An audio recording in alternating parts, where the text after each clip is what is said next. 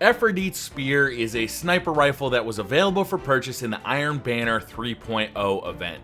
Once a player reached reputation level 4, it could be bought by Lord Saladin for 11,500 Glimmer. The spear is notable for two very important reasons. First, it has the highest impact rating available to sniper rifles in Destiny at this time, with a value of 32. It shares that stat with only two other snipers: the Black Hammer, which is available as a random drop after defeating Crota in the Crota's End raid, and the Eye of Soul, a sniper rifle that will be available through the Trials of Osiris PvP event. Secondly, it can be reforged by spending Motes of Light with Lord Saladin. This is notable because the player can essentially keep re-rolling this weapon until it gets forged with the perks and damage type the player prefers. When purchased, the default damage type is solar damage, and the weapon has three different sight options. The Sightsys SLS-20, a long-range scope; the Short Gaze is a short-range scope; and the Ambush is a agile snappy scope, also a short-range scope. It comes with surplus. Expect to find more ammo for this weapon, the first of 5 upgrade damage perks. High caliber rounds, oversized rounds built to stagger targets and leave them reeling. Armor piercing rounds, these Iridium core rounds over penetrate targets, their mass slows down weapon handling. And perfect balance, this weapon has extremely low recoil. Finally, we have Firefly. Precision kills with this weapon cause a target to explode, and the rest of our damage perks. But I actually reforged this weapon with a couple of things in mind. I knew I wanted arc damage. The reason for this is that I know that the Black Hammer does solar damage, and the Eye of Soul is predicted to do void damage. If I collect all three like I plan to, then I will have 3 high impact weapons, each with a different damage type. Also, I wanted to get Field Scout. The 3 high-impact snipers all share the trait of having a 3-round magazine. Field Scout ups that mag to 6 rounds, and that seemed really beneficial to me. So I rolled the dice, and here are the stats I settled on. The first perk we see on my re-rolled version of Efrideet's Spear is arc damage. Then we get over to the scope options. We see the Hawkeye SLR 15, we see Long View SLR 10, and finally Ambush SLH 25. I chose the Ambush because I like the shorter range scope, and this one also gives you a huge stability bonus. Next up, we've got Surplus. This is very handy for this weapon. Expect to find more ammo for this weapon. The first of our upgrade damage perks. And then in the mid tier, we've got Snapshot. Aiming this weapon is incredibly fast. Field Scout, maximum ammo capacity. This jumps it up from a magazine size of 3 to 6, and I find this to be very useful for this weapon. And then Skip Rounds. I've never found this to be useful on any weapons, and I almost always skip it. Next up, we've got Mulligan. Missing a shot has a chance to return ammo directly to the magazine. And finally, the rest of our upgrade damage perks. So it's expensive, has high impact, and can be customized, sort of.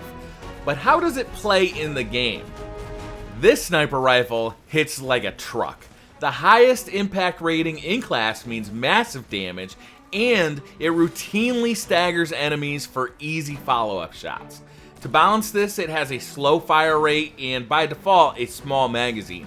Rolling Field Scout takes away the small mag, but the fire rate issue persists. In PvE, this weapon is an absolute monster. It takes fewer shots to kill bosses, and one-shots higher level enemies more often than any other sniper I've used in the past. With the Surplus perk, I am constantly finding ammo for this weapon, making conservation a non-issue. And with Field Scout, I can put a ton of damage downrange relatively quickly. The downsides are the slow rate of fire and the low stability. These two stats make the weapon feel very similar in handling to the Icebreaker, and if you have experience with that weapon, you'll already have a good feel for using this one. The rate of fire is a hair slower than the Icebreaker, but the stability is a bit better, making them pretty equal in how fast you can actually fire accurately with this weapon. I love this gun for PvE. Anything with arc shielding is going to get crushed, and even the level 30 wizards in this video are going down with just 3 shots. with a bit of patience to line up headshots and wait for the weapon to be ready to fire again, this has become my go-to arc damage sniper. And until I get the Black Hammer or the Eye of Soul, my favorite PvE sniper, period. Icebreaker will still have a place in my inventory, but certainly won't be my default long-range choice anymore. PvE is a bit of a different story. Even with the high impact rating, the spear still can't one-shot Guardians to the body, which is good because this weapon would be completely overpowered in the Crucible if that were to happen. The high damage does mean that a Guardian who is at all damaged by another player or a grenade is almost definitely going to go down with one body shot, and of course headshots are one-shot kills.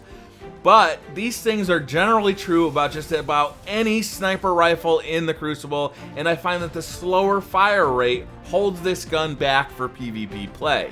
After scoring an initial body shot, the victim has a ton of time to run and find cover before you can follow up with another shot. It certainly is not unusable in the Crucible, but sniper rifles with higher rates of fire like Predator's Revenge are going to be much easier to use. So let's wrap this one up. Efrideet's Spear is a very special weapon. It is one of only 3 sniper rifles in this game with the highest currently available impact stat. It can be reforged to customize to your liking, which may be the only way to get a high impact arc damage sniper at this time. It is a monster in PvE, but there are better options in PvP.